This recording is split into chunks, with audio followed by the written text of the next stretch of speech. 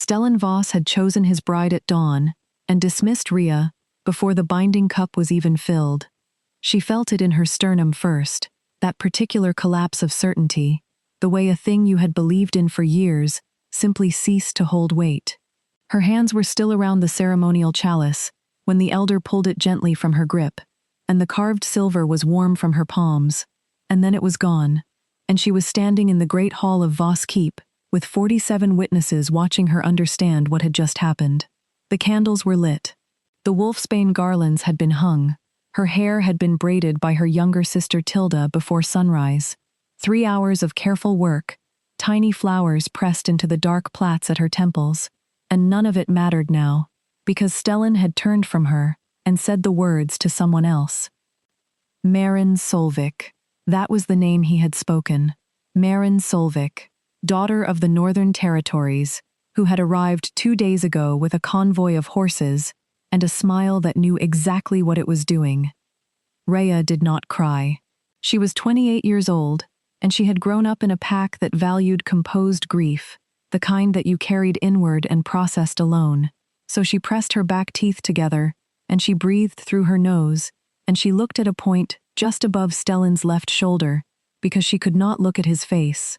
Not yet, not while the hall was watching. He was still handsome. That was the cruelest part, and she hated herself a little for noticing it. Broad through the chest, dark-haired, with that jaw that could have been cut from the same granite as the mountains surrounding Voss territory. He had a way of occupying space that made rooms reorganize themselves around him, and she had loved that quality once, had found it magnetic and reassuring, the sense that nothing bad could reach her inside the radius of his attention.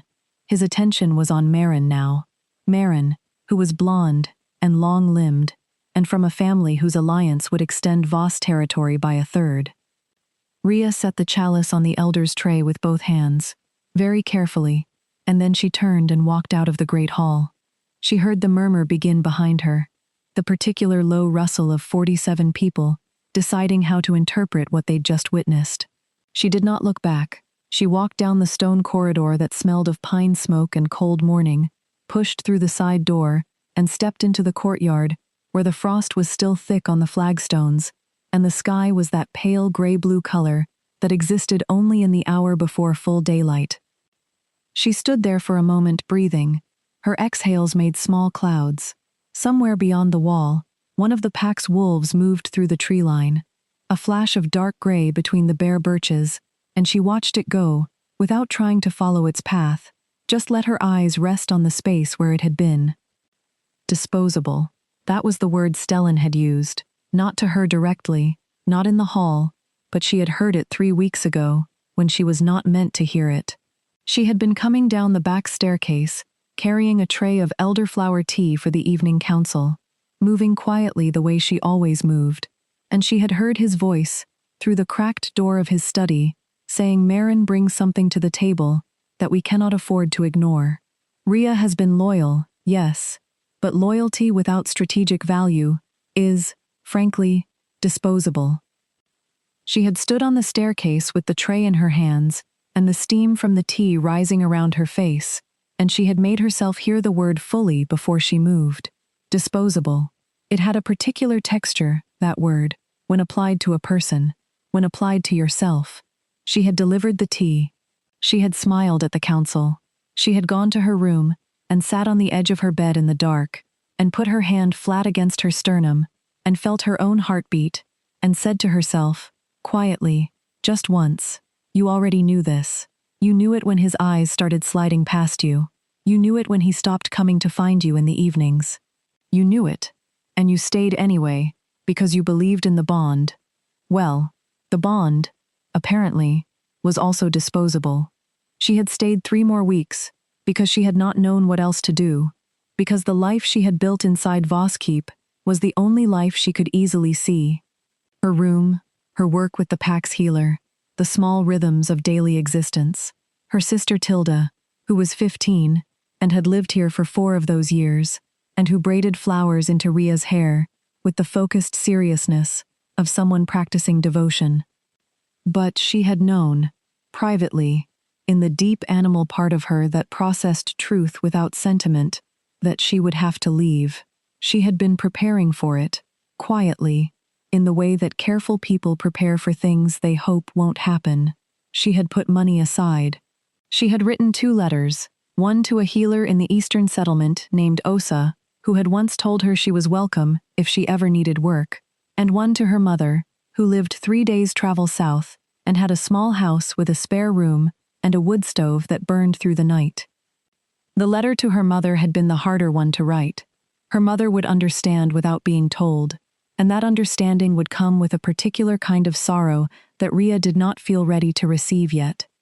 She went back inside, not to the great hall, never again to the great hall today, but through the kitchen entrance, up the back stairs, to her room on the 3rd floor, where she had already, 2 days ago, when she saw the way Marin looked at Stellan and the way he looked back, packed a single bag. Not everything. She could not take everything, but the things that were most hers: her mother's ring, the small leather book where she kept her healer's notes, 3 changes of clothes, her warmest coat, and a folded piece of paper with Osa's address written in careful ink. She pulled the bag from under the bed. It was not a heavy bag. She hefted it once to check the weight, and then she slung it over her shoulder, and she sat on the edge of the bed for just a moment, not crying, just sitting, with the pale morning light coming in through the narrow window, and the sound of the keep waking up around her. Then she went to find Tilda. Tilda was in the secondary kitchen, sitting at the big wooden table, with a cup of warm milk and a piece of bread, still in her sleeping braid, the little flowers from the ceremony prep wilting at her temples. She was tall for 15, all elbows and collarbones, with their mother's dark eyes, and when she looked up and saw Rhea in the doorway, with the bag on her shoulder, she went very still, in the way of someone who has been half expecting something, and is not surprised, but is devastated anyway. Rhea crossed the room and sat across from her. She put both hands flat on the table. She said quietly, "I'm leaving today." Tilda looked at the bag. She looked at the flowers in her own hair. She said, because she was 15, and sometimes 15, said the truest thing. He's an idiot. Rhea felt the first prick of tears at that, and pressed them back firmly. Yes, she said, he is. But that doesn't change what has to happen. Can I come with you? No. The word was gentle, but it was absolute. You have your schooling here. You have friends. You are safe here, Tilda. Genuinely safe. That hasn't changed. I need you to stay and finish your year, and then come to Mama's for the summer, and I will be there. Tilda was quiet. She turned her cup in her hands. She said, "Where will you go first?" "Osa's, in the east. She's been asking me to come for 2 years. You'll be good there." Tilda said it with the peculiar dignity of someone choosing to be generous when they could choose to be sad. You're the best healer they have here, and everyone knows it, except the person who should know it most. Rhea reached across the table and squeezed her sister's hand. The flowers in Tilda's braid were soft and slightly damp from the morning air, and Rhea touched one of them, very lightly, the way you touch something you are about to stop touching. She left the keep an hour after sunrise. The road east was frozen, and the bare trees on either side of it were silver with frost, and her breath made steady small clouds as she walked, and she did not look back once. She was very deliberate about that. She faced forward with her bag over her shoulder, and the cold against her cheeks, and the pale sky overhead, and she walked. It was not the walk of someone who had given up. She understood the distinction, even if her chest ached, and her braided hair was still full of little dying flowers. This was the walk of someone who had decided. There was a difference, and the difference mattered, and she held on to it as the keep disappeared behind the tree line, and the road opened up ahead of her into the long pale landscape of the Eastern Territories. She had 12 days of travel if she moved steadily. She had money enough for inns and food. She had her healer's skills, which were real, and which were hers, and which no one had given her, and no one could take back. She had, underneath all the aching, a thread of something that felt almost like relief, the relief of no longer waiting for something terrible to confirm itself. It had confirmed itself. Now she could move. She did not think about the binding cup. She did not think about Marin Solvik's smile. She did not think about the way Stellan's voice had sounded when he said her name for the last time in that hall, almost perfunctory, the way you say the name of something you are finishing with. She focused on the road. She focused on the cold sound of her boots on the frozen ground. She focused on getting to the first way station before nightfall. She reached it. She ate a meal she didn't taste. She slept heavily and dreamlessly. She woke before dawn, and she walked again. On the third day, she crossed the border into the territory governed by the Ashvale Pack, whose alpha she had never met, whose lands were widely described as the most beautiful in the Eastern Range. The landscape proved this without argument. The mountains here were a different character than Voss territory, less granite severity, more breadth and depth, the valleys wide and bowl-shaped, and still holding snow in their creases, even as the lower elevations thawed.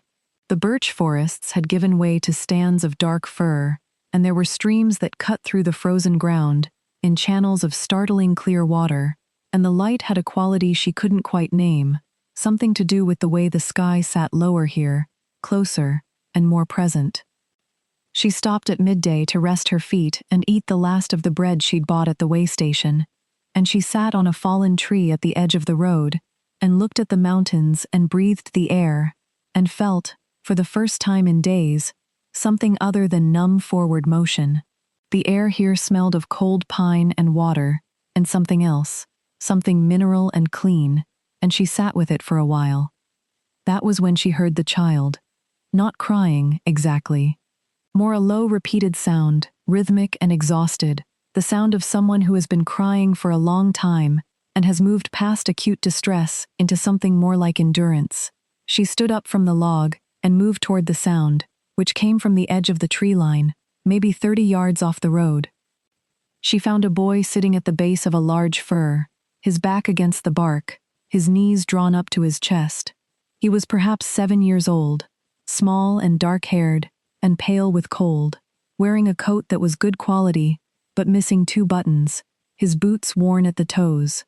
He had stopped making the sound when he heard her approach, and was looking at her with the wary dark eyes of a child who has learned that not all attention from adults is safe attention.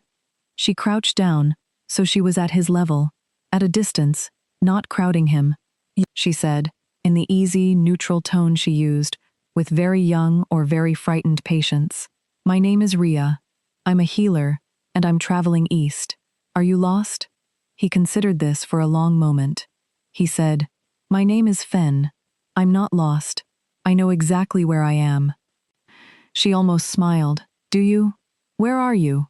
He pointed up the road in the direction she had come from. 2 miles that way is the Ashvale East Way Station. He pointed in the direction she was going. 4 miles that way is the main settlement. She noticed he had not answered the more important question. She said, gently, How long have you been sitting here? He looked at his boots. Since before lunch. That was several hours. She said, Are you hurt? Hungry? He said, Not hurt. And I have food.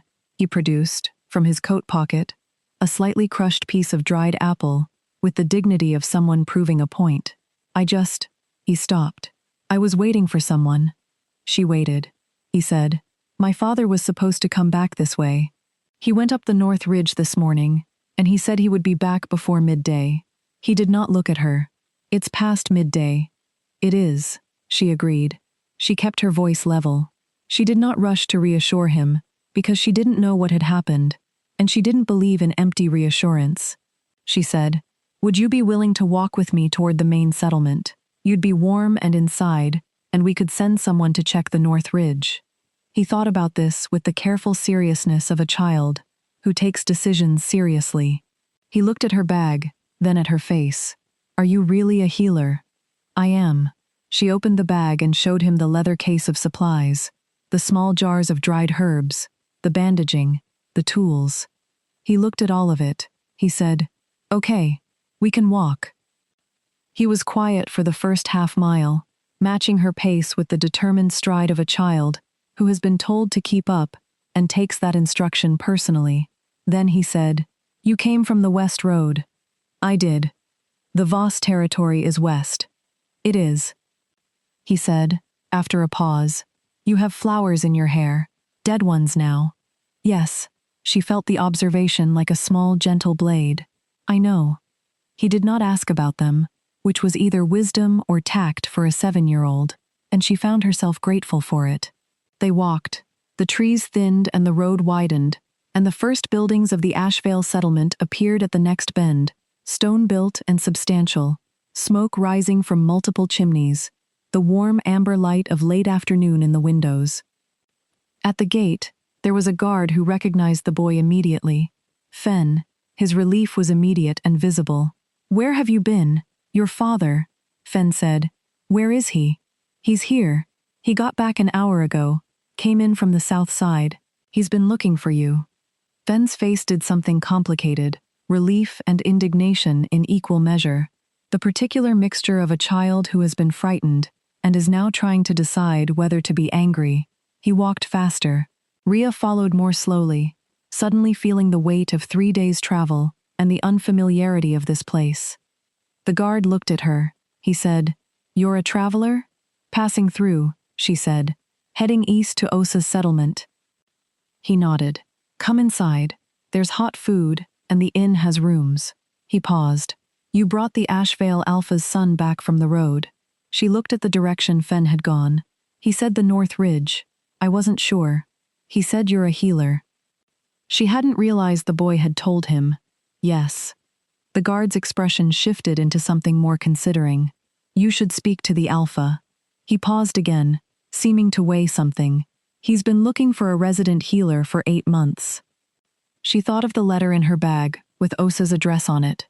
She thought of 12 more days of frozen road. She thought of the boy's careful face when he showed her the dried apple from his pocket. I'll speak with him, she said, after I eat.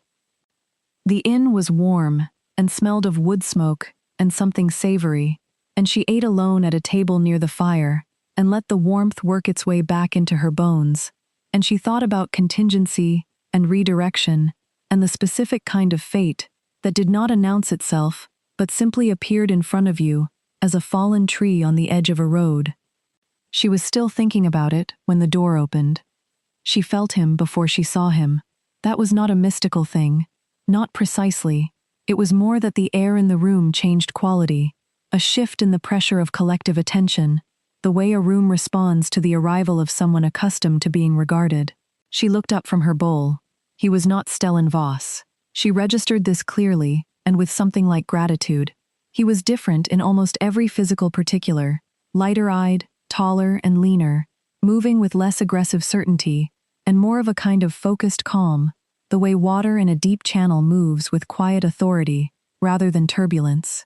He had a few years on Stellan, she thought, maybe early 30s, with a face that showed its history, not in hardness, but in the particular attentiveness of someone who has learned to pay attention as a practice, rather than a performance. He was looking at her too, directly, without pretext. He said, You found my son. She said, He found himself, mostly. He knew exactly where he was. Something in his face shifted.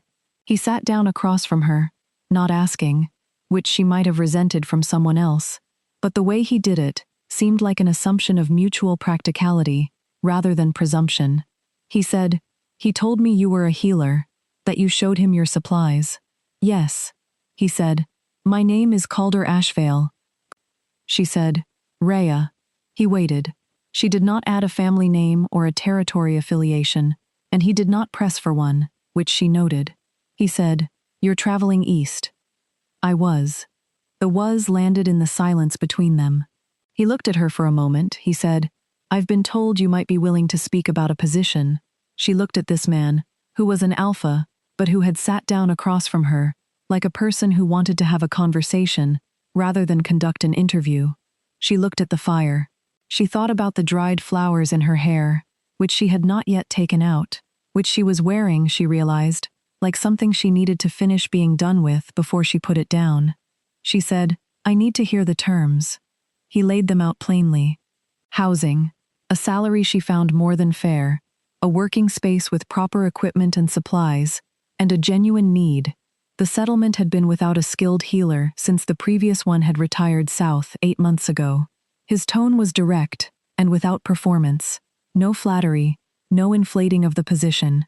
He said at one point, "My son is healthy, but he is 7, and energetic, and occasionally disregards altitude, and I would be more comfortable with someone competent here." She almost smiled at that. She said, "I have a letter of commitment to Osa's settlement." He said, "I won't ask you to break it, if that commitment means something to you." She looked at the letter in her mind.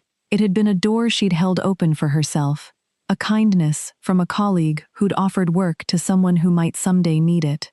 She said, "It was a standing offer, not a fixed arrangement." "Then, it's your choice," he said, "entirely." She pulled the flowers out of her hair, one by one, 5 of them, small and dry and crumbling now, Tilda's careful work. She laid them on the table beside her bowl and looked at them.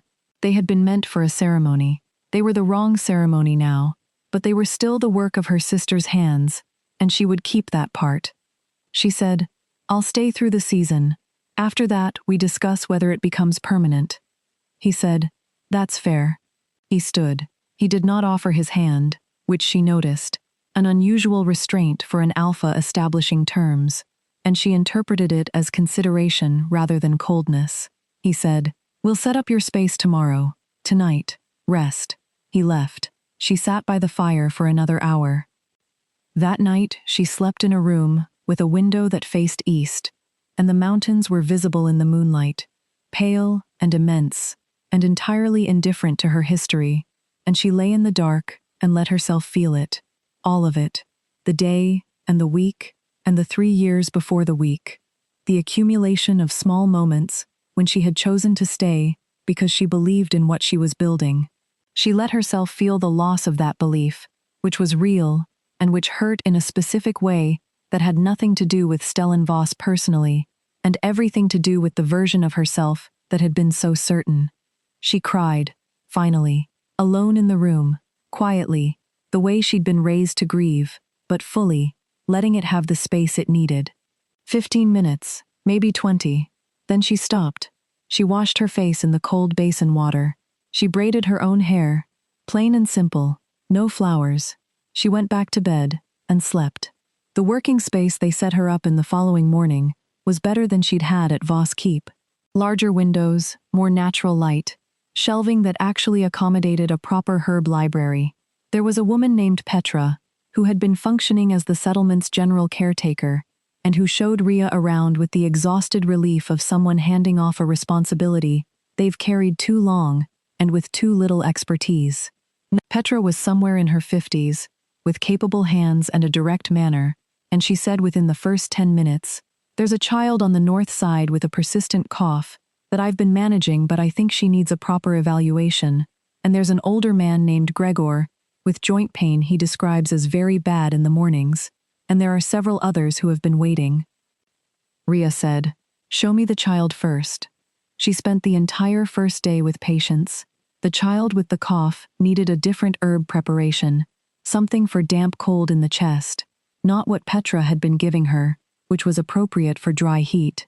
Gregor's joints were going to be a longer project, but she gave him something for the mornings and told him to come back in 4 days. There were 7 others, minor things mostly, the ordinary aches and imbalances of winter living, but she treated each of them with full attention and went home at the end of the day with aching feet and the specific satisfaction of work that was real and needed. Fen appeared at her door on the second morning. She opened it and found him standing on her step with a very serious expression and a small wrapped parcel. He held it out to her. He said, "My father said to bring you provisions from the main kitchen." She looked at the parcel. She looked at the boy. She said, "Come in. Have you eaten?" He hadn't. She was beginning to suspect that Fen missed meals with some frequency, not from neglect, but from the distracted energy of a child, in whom the world was consistently more interesting than food. She made him sit and eat while she unwrapped the parcel, which contained good bread, and a jar of honey, and a wedge of hard cheese. She joined him. They ate in companionable quiet. He said, at one point, "Do you like it here?" She considered this honestly. "I've been here 2 days." He said, I've been here my whole life. He said this with the authority of a very old man, and she did not laugh. He said, "It's good here. My father is a good alpha." She said, carefully, "I believe you." He looked at her. He said, "Where did you come from? Before here?" She said, "The West." He said, "You had flowers in your hair when you came." She said, "My sister put them there." He accepted this with a nod. He finished his bread. He said, "I have to go to lessons." He stood, tucking his shirt in with the action of someone who has recently been reminded to do this, and is still remembering. He said, "At the door, I'm glad you stayed." She said, "I'm beginning to be glad too." 3 weeks passed. She settled into the rhythm of the settlement with the particular attention she brought to all new environments, learning where things were, and how they worked, and who needed what from her, before she needed anything from them. She met the other healers' network by correspondence, drafted responses to the 2 people Osa had referred to her in the East, kept her notes meticulously. She sent a letter to Tilda with her address, and a letter to her mother, saying simply that she had found work and was well. She saw Calder Ashvale every few days, usually briefly, sometimes at meals in the main hall when she was invited, sometimes in passing, in the settlement's central courtyard. He had a manner that she was learning to read, the particular quality of a person who kept much of themselves in reserve, not from coldness, but from a considered belief that most things did not require externalizing. He was not unfriendly. He was precise and unhurried, and she noticed that he listened when she spoke, with a quality of attention that some people entirely lacked, the kind of listening that meant she could finish a sentence without it being interrupted or anticipated. She noticed other things too, gradually, against her will, the way he moved through the settlement with ownership that was affectionate, rather than possessive. The way Fenn's whole bearing changed when his father was in the room, some baseline tension releasing, the boy settling.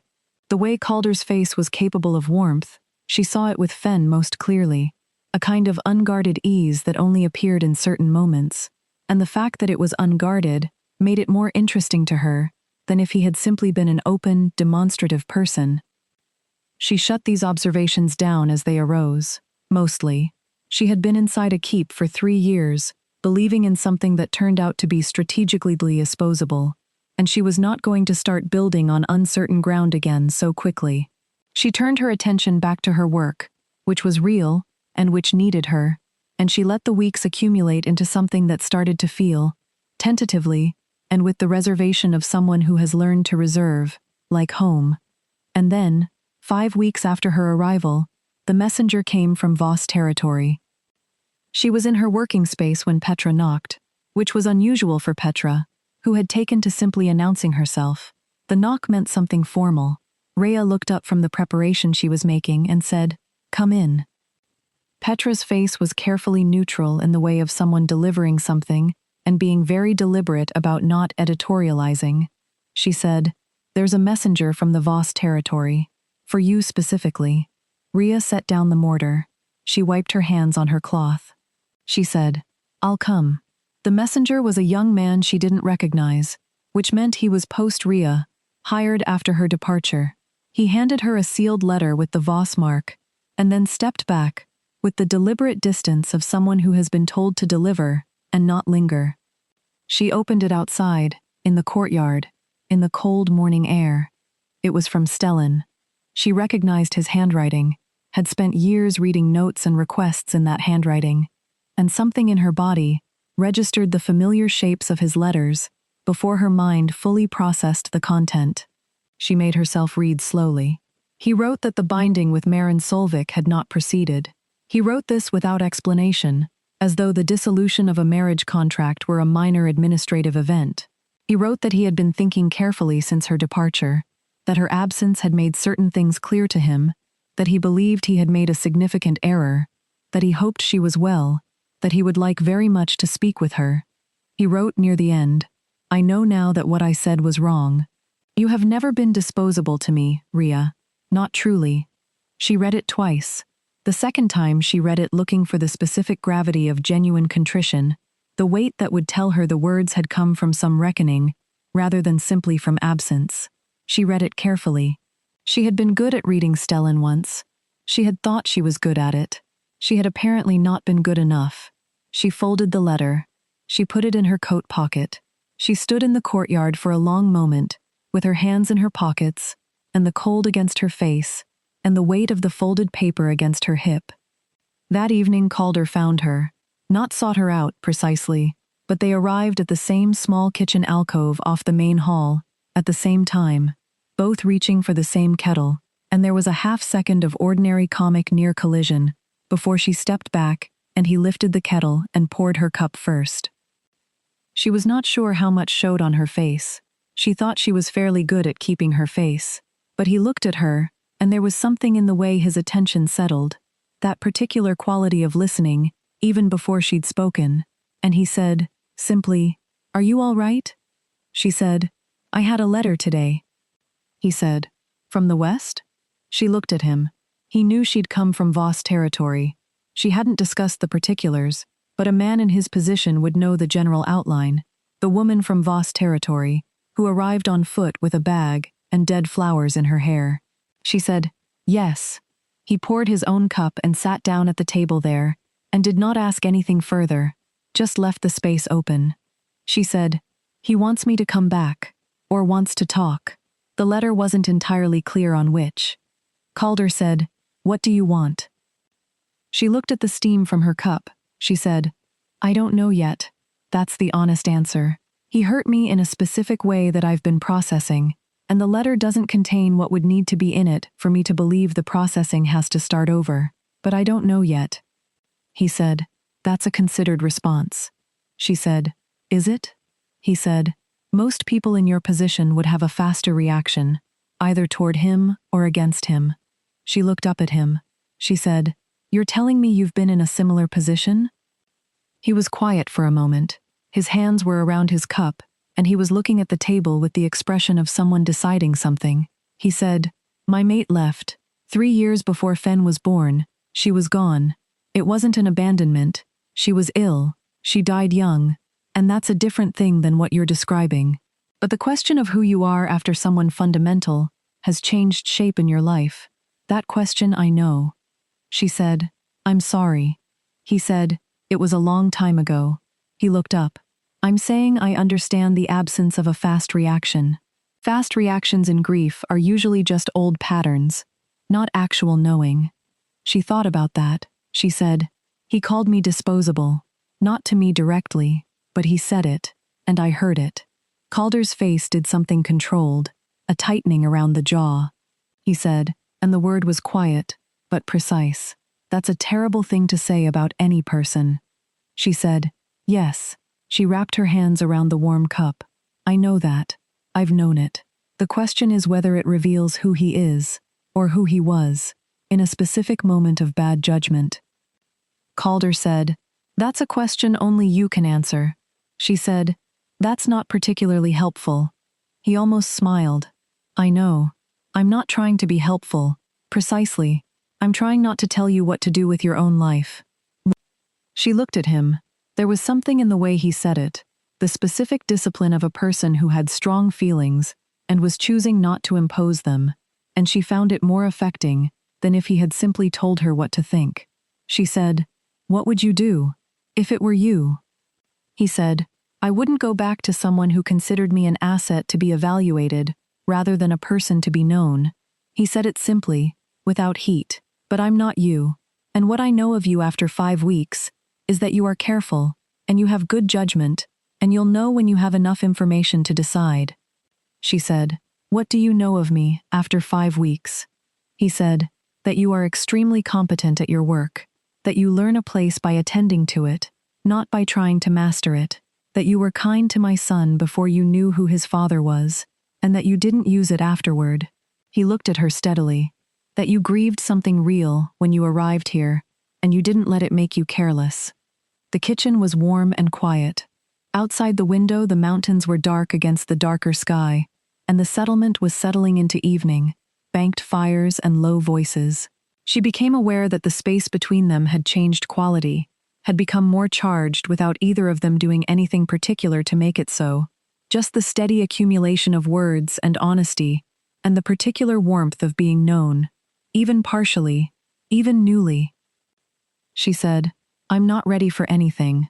He said, "I know that. I'm not proposing anything."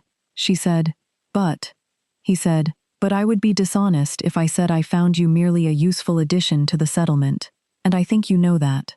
And I also think you have a letter in your pocket that needs to be dealt with before anything else is relevant, and I respect that."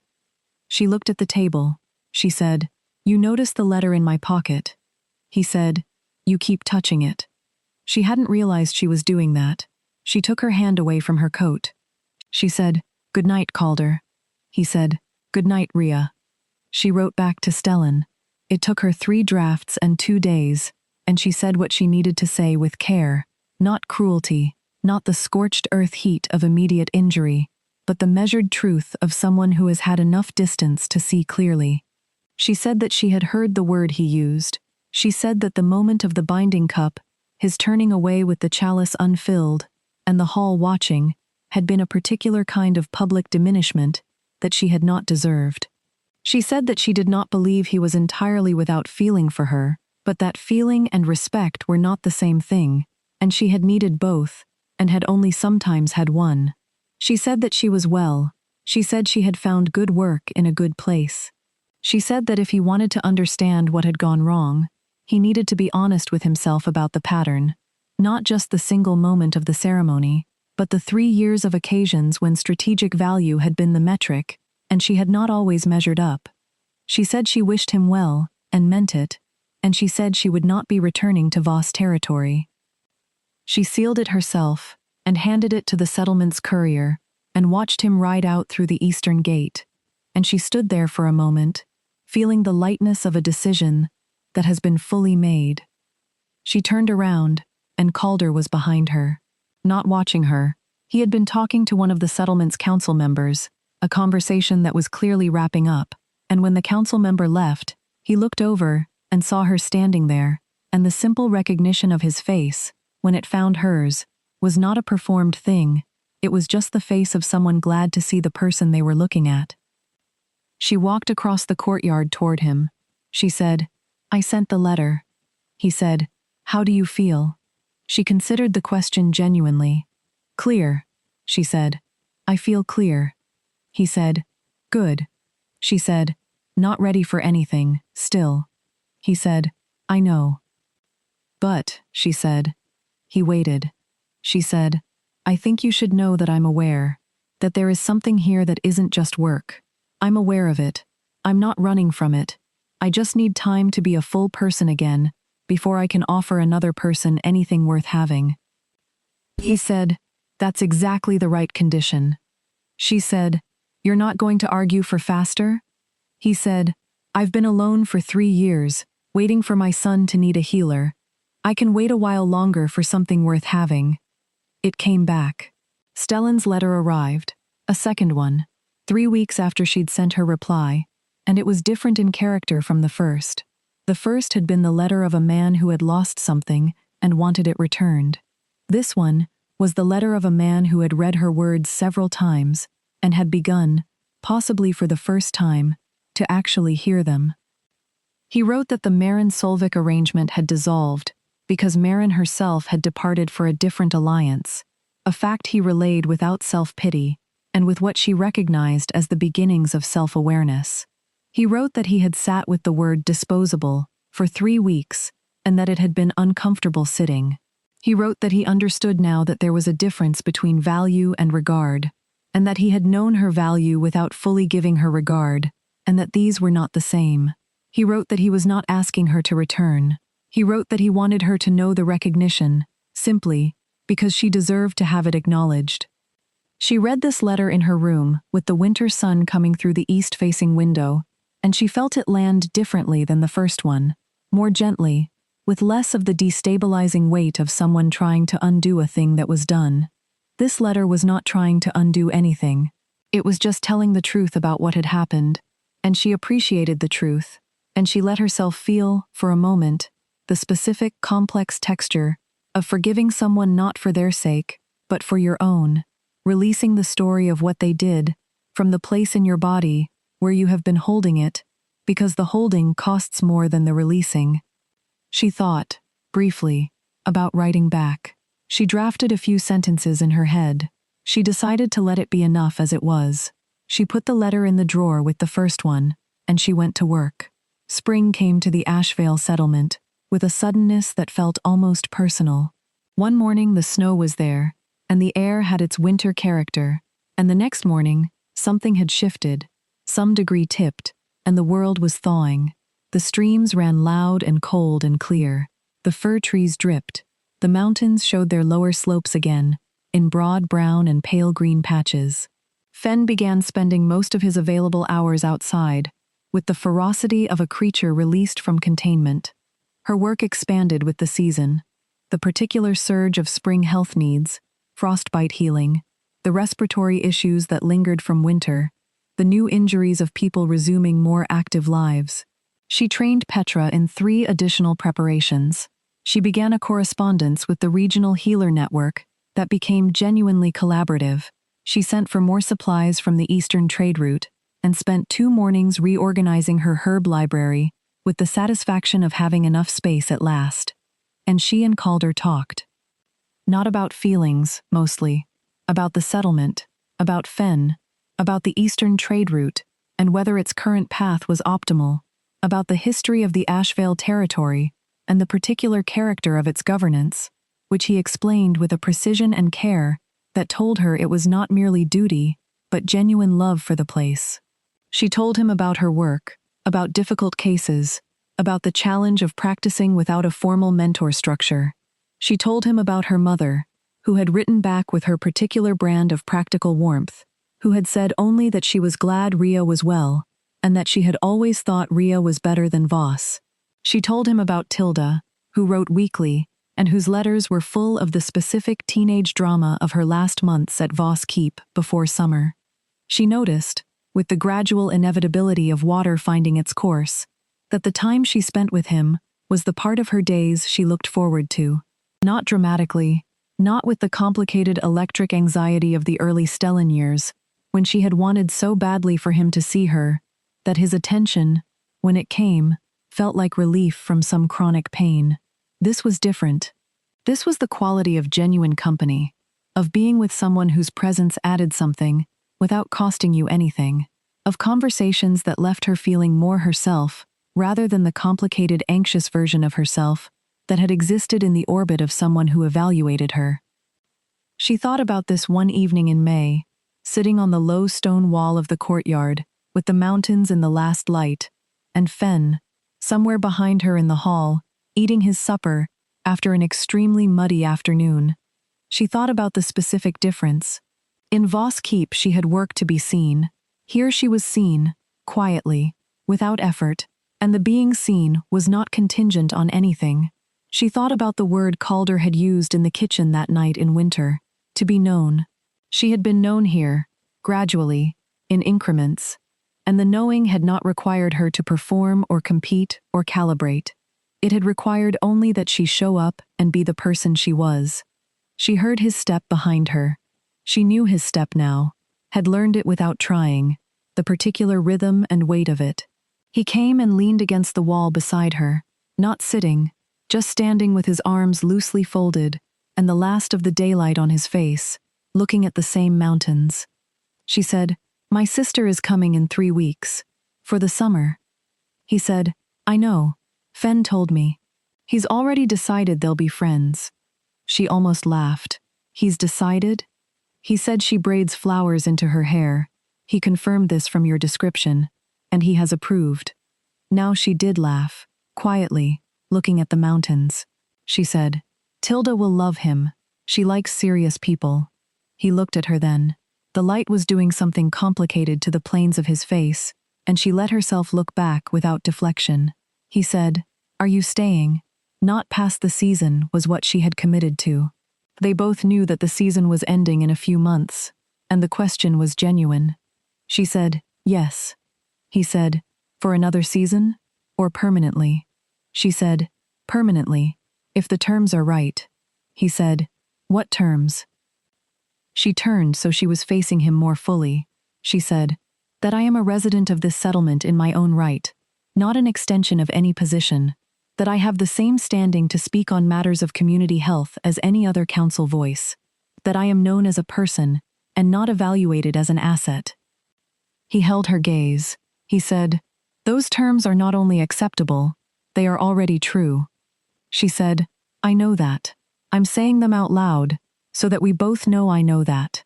He said, "There's something else you haven't said." She said, "There is." He waited. She said, "This is not a small thing. What's between us? I know what it is, and I know you know what it is, and I have been respecting both our timelines, and I think we've both been appropriate about that, and I also think we've been so careful that neither of us has simply said the actual thing." He said, "What's the actual thing?" She looked at him. She said, "That I am here because I choose to be here, not because I arrived and stayed by default, not because this was the first door that opened, because this is the right door, because I have spent months knowing you and finding nothing in the knowing that I want to look away from, because your son tells me you're a good alpha, and I believe him." She paused. "Because when you listen to me, I don't feel like I'm making a case. I feel like I'm having a conversation." He was very still. He had gone very still in the way of someone processing something they've been waiting a long time to hear. He said, "Rhea." She said, "I know. I'm still not rushing anything. I'm just done pretending I don't know what I know." He said, quietly, with the careful weight of a person who chooses words with reason, "You are the least disposable person I have ever met, and I want you to know that I understand what that word cost you, and why I am saying the opposite isn't just counterpoint. It's because you have been present in my life for 6 months, and I have not yet found the edge of what I admire in you." She felt it in her chest, that thing, not the collapse of certainty she had felt in Voss Keep, but its opposite, an expansion, something that felt less like relief and more like rightness. She said, "We're going to take this slowly." He said, "I have no objection to that." She said, "Fen can't know anything is different until we're certain." He said, "Agreed." She said, "And I want my sister to meet you when she comes. Actually meet you, not a formal presentation." He said, "She's welcome at my table any meal she chooses." She said, "Good." Then they were quiet for a moment, side by side on the stone wall with the fading light, and the mountains holding their color longer than the sky. She reached over and placed her hand beside his, not over it, just beside it, close enough that the warmth was present. He looked down at their hands. He turned his over, palm up, an offering, and not a claim. She put her hand in his. It was an ordinary gesture. It was not for her, an ordinary thing. She had not touched someone in this specific way, as a choice, and not a performance, in longer than she could easily calculate. The warmth of it went through her palm, and up her arm, and she breathed it in, and let herself have it, without immediately bracketing it with fear or qualification. They sat like that until the light was gone. Tilda arrived in early June. She came on horseback with 2 bags and the particular unguarded enthusiasm of someone who has been waiting to see someone they love. She threw herself off the horse at the settlement gate and into Rhea's arms before Rhea had finished moving toward her, and Rhea held her sister and breathed in the smell of travel and the familiar warmth of her, and felt something in her chest that she recognized, with some surprise, as the uncomplicated joy of home.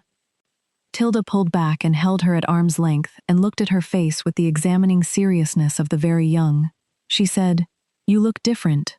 Rhea said, "Good different, or concerning different. Good different. You look like you stopped bracing for something." Rhea thought about that.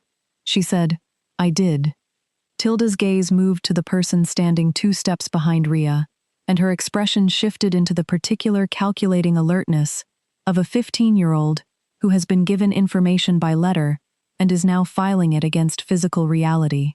She looked at Calder Ashvale with eyes that saw clearly and without ceremony. She said, "You're the alpha." He said, "Yes." She said, "My sister works hard and deserves to be treated well." He said, "I am aware of that. I intend to treat her the way she deserves."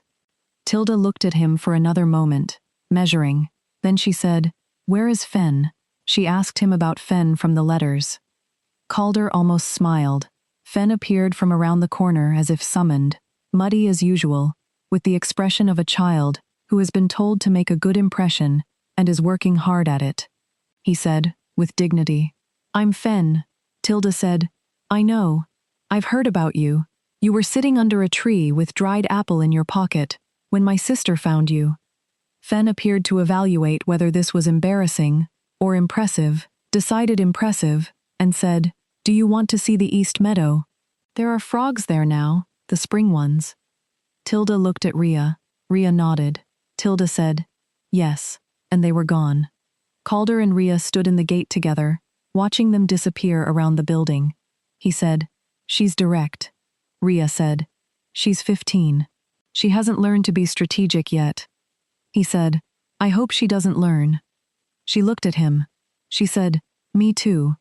The summer was a particular summer, the kind that lives in memory, less as events than as quality of light and sound, and the texture of passing time. Long evenings on the stone wall, meals in the main hall with the windows open to the mountain air. Tilda and Fen inseparable in the meadows and the lower trails, arriving back at supper with muddied knees and elaborate accounts of their discoveries. Rhea's work rich and satisfying. Calder's presence in her daily life so natural now that she sometimes could not remember the shape of the weeks before him. They were slow. They were deliberately, intentionally, carefully slow. They built toward each other the way you build a fire in wet weather, with patience and attention, not rushing the catch. They talked. They walked the settlement perimeter in the evenings, with the mountains lit gold and amber above them. They had long arguments about the eastern trade route that she eventually won, and that he acknowledged with the combination of graciousness and chagrin that she was beginning to identify as his characteristic manner of being wrong. They learned each other not through performance or crisis, but through the accumulation of ordinary mornings and complicated evenings, and all the small, unremarkable moments that were, she was beginning to understand, the actual material of a life. She was not afraid. That was the thing she kept returning to. She was not waiting for the evaluation that would tell her where she stood. She was not monitoring the quality of his attention for signs of drift. She was not bracing. She had not entirely stopped being careful, because she was fundamentally a careful person, and she thought that was not a flaw. But the careful here was different. The careful here was not the vigilance of someone waiting for the floor to give way. It was the careful of someone building something they wanted to last.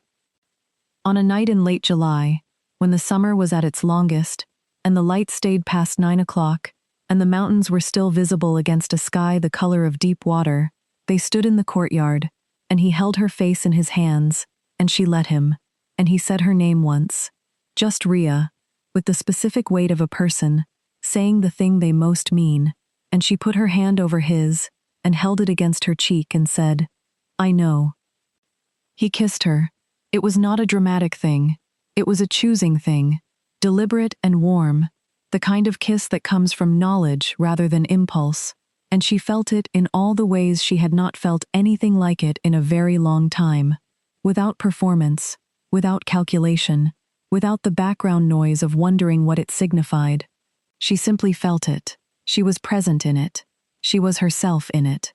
They stood there for a while in the late summer light, with the mountains behind them, and the settlement settling around them, and somewhere in the hall, Fen's voice and Tilda's voice, in the easy constant noise of two young people who have decided they are family. She thought, briefly, about the binding cup in the great hall of Voss Keep, the cold weight of it in her hands, the moment when it was taken away. She had been so certain then that she understood what she was losing. She had not known, could not have known, that the ceremony being stopped before it was finished was not an ending, but a clearing, the removal of something that had been holding the space that was meant for something actual. She thought about the word disposable. She thought about the specific weight of it, the way it had lodged in her and stayed. She thought about Stellan's second letter, his careful reckoning, the recognition that came too late, but came genuinely. She did not feel hatred for him. She felt something more complex and more honest, a compassion for the version of him that had never quite understood that the things he called strategic were the things that would cost him most, and a gratitude for the fact that she had left before the cup was filled, before the binding was complete, before she had given over the final piece of herself to a place that had named her a resource. She was not a resource, she was not an asset, she was not a contingency, or a fallback, or a comfortable familiar presence to be kept, until someone more valuable arrived. She was a healer and a sister, and a woman who had walked 3 days through frozen country, with dead flowers in her hair, and found a boy under a tree, with dried apple in his pocket, and a father, with serious eyes, who listened, like listening was a practice he believed in. She was Rhea. She was here. She had chosen this. Calder's hand was warm against her face, and the mountains were turning purple in the last of the light, and the air smelled of summer and the pine trees and the streams. And somewhere inside the hall, Tilda was laughing at something Fen had said, that particular laugh, unguarded and genuine, the laugh of someone who has found their footing somewhere new and is not afraid of it. Rhea breathed in, she breathed out. She stood in her life with both hands open. The last of the daylight went slowly, the way the best things do, not all at once, but in gradations.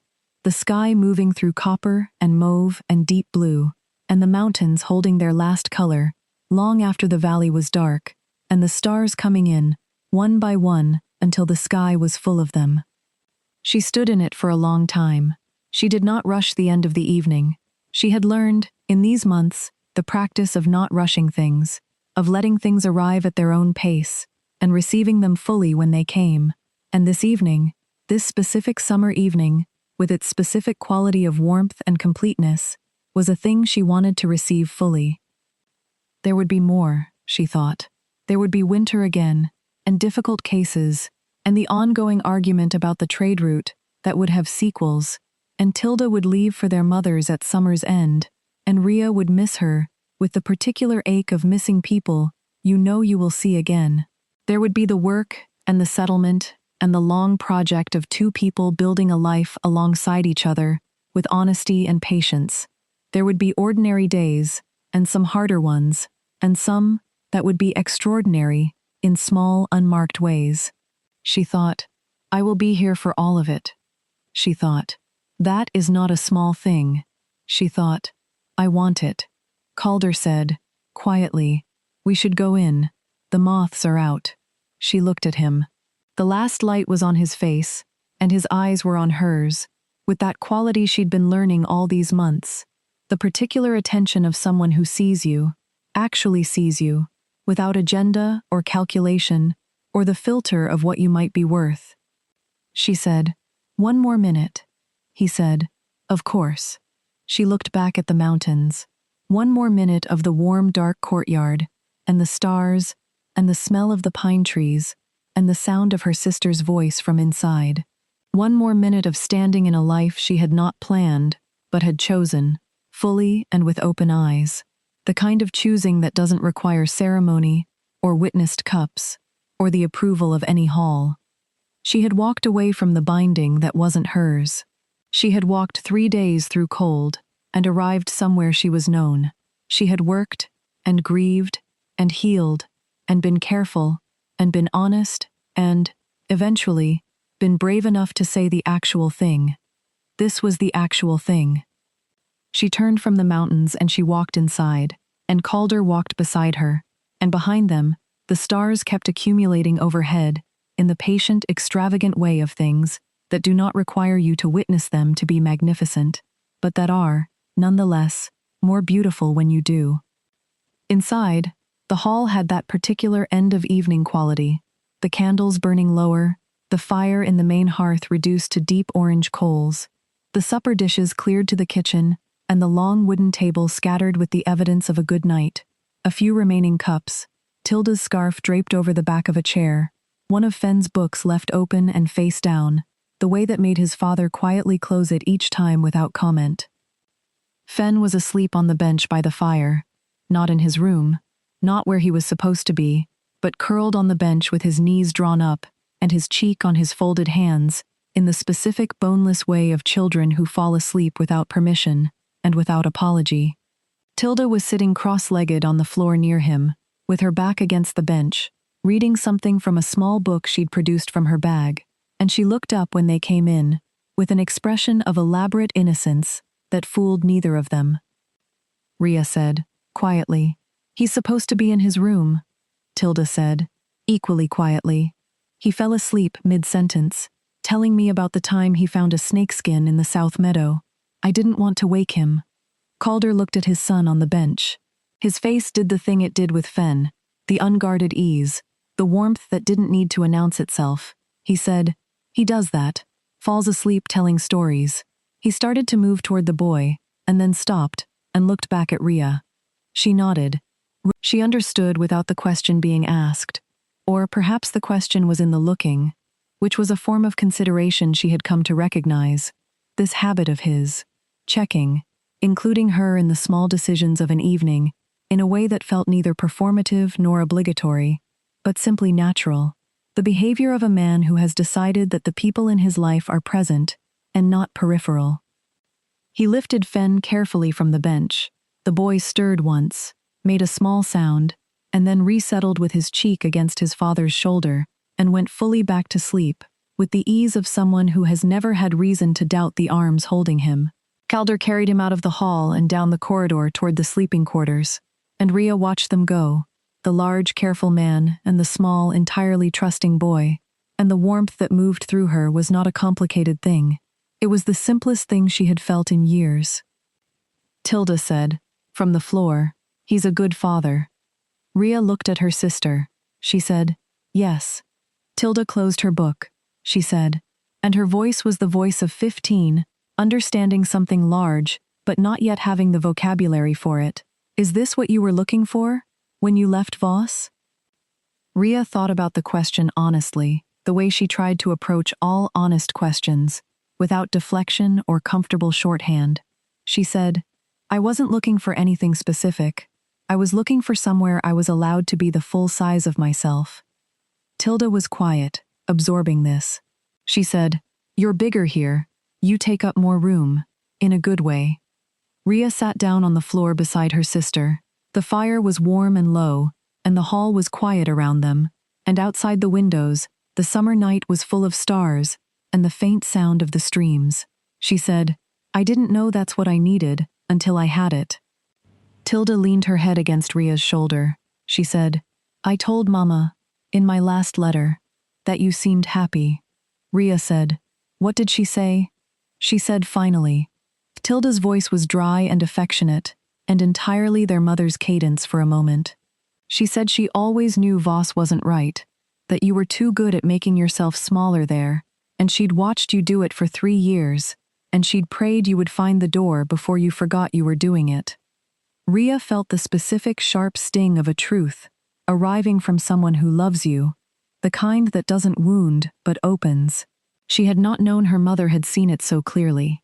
She thought about 3 years of making herself the right size for a room that was too small, calibrating and adjusting, believing the calibration was love, when it was actually just the long, slow erosion of someone trying to stay acceptable to a person who was never quite satisfied. She said, "I almost didn't leave." She had not said that out loud before, not to Tilda, not to anyone. The admission sat in the warm air of the hall, and she looked at it. Tilda said, "But you did." "But I did," Rhea agreed.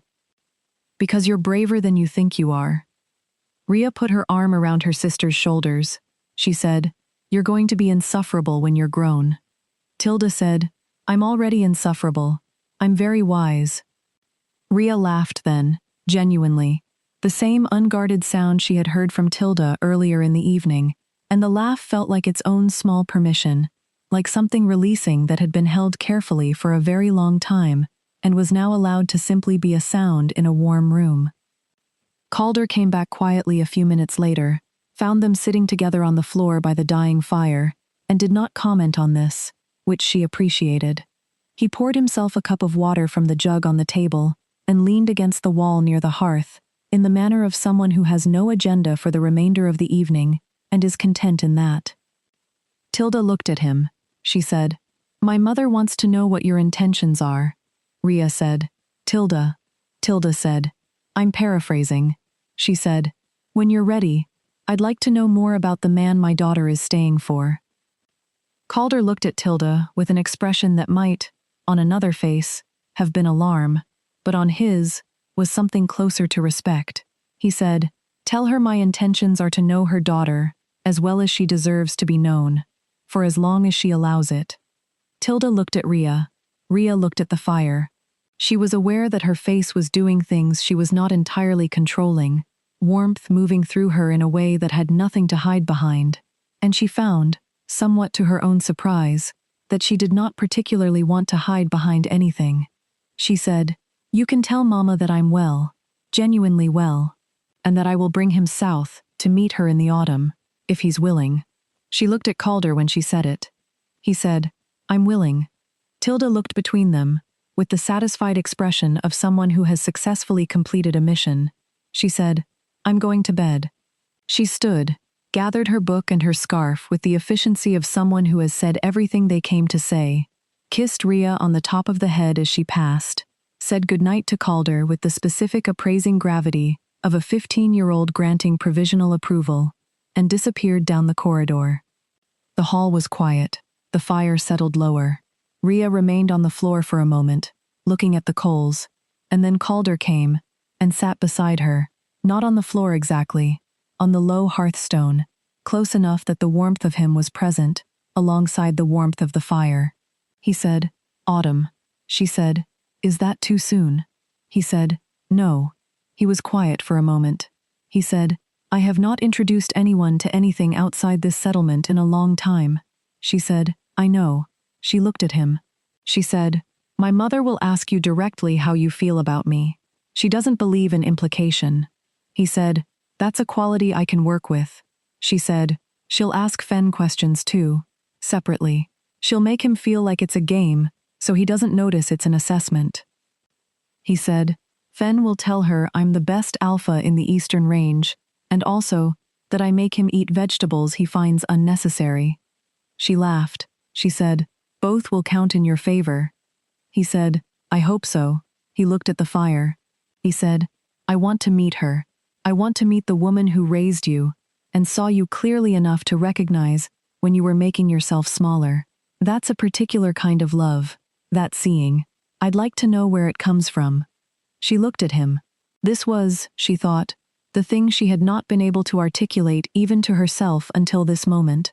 That what she had needed was not just someone who regarded her well, but someone who was curious about her, who wanted to follow the threads of her life, backward and forward, with genuine interest, not as strategy, but as care. Who asked questions not to gather information, but because the answers mattered to them. She said, she'll like you.